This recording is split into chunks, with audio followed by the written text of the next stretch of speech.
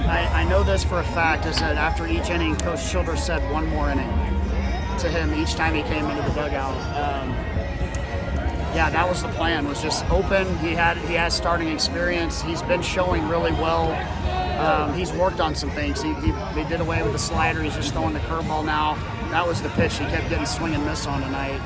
But yeah, the plan was to open him and see how far he could go, and apparently it was to throw a no-hitter.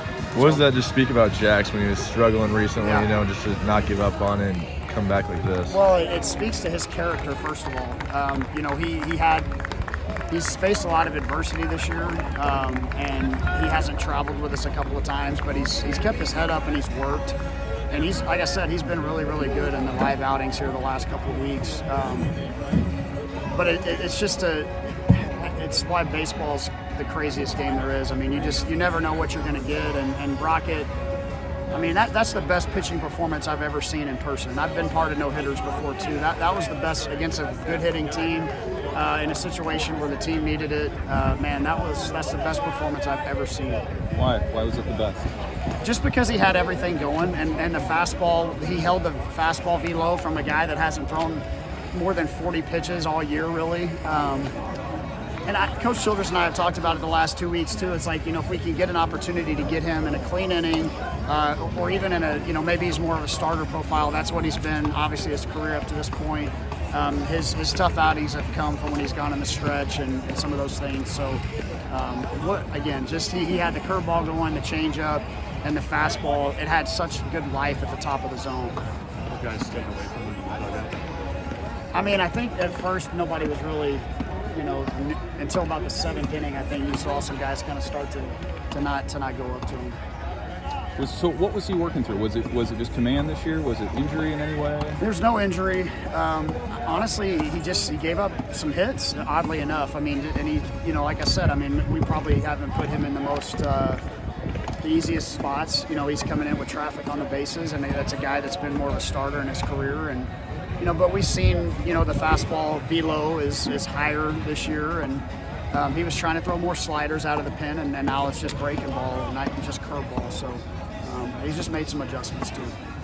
Can you talk about Riley maybe setting the tone too in the first inning, in the bottom of the half of the inning after Brockett said it? Yeah, I mean, he set the tone for us. I mean, we just needed a spark, and I don't think we got a hit there in the first inning, but it was just him, getting around the bases like he always does, and that ball didn't even get out of the dirt circle, and he scores on it. Just generally, what's it mean to get a midweek win?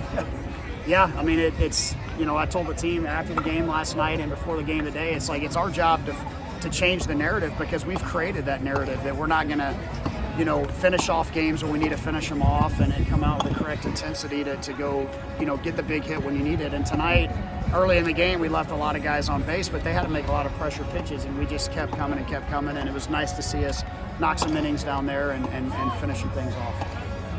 What no-hitters have you been part of?